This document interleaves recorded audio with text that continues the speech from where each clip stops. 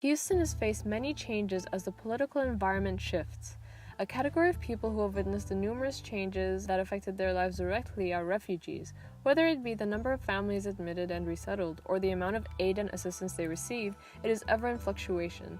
The city is affected by both federal and state regulations that change the landscape for the largest hub of refugee resettlement in the country. The current refugee situation is as follows. They are received from their arrival point to the city, welcomed at their rental apartment, and within the next week they are employed. They then begin receiving aid and supplemental cash assistance. The cash aid offered by the federal government lasts for the first 8 months. The main goal for the federal government and the 5 refugee resettlement agencies in Houston is to help these refugees reach a point of self-sufficiency as soon as possible. These steps have not always been as fast-paced as they are in 2018.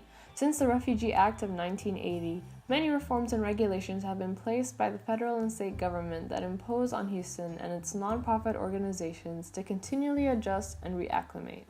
Starting from the Refugee Act of 1980, states were repaid for supplemental security income and the creation of the Refugee Cash Assistance Program, as well as refugee medical assistance for up to 36 months.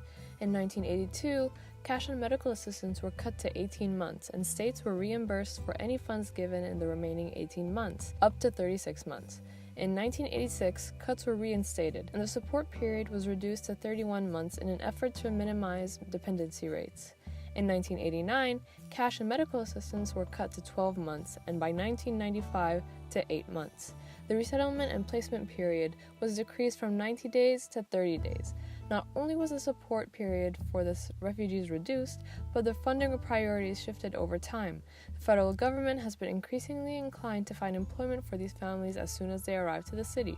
Although it is very important for these families to immediately start on their journey towards self-sufficiency, it leaves less room for individuals to learn the language, assimilate, and cope with the emotional stress they went through to get here.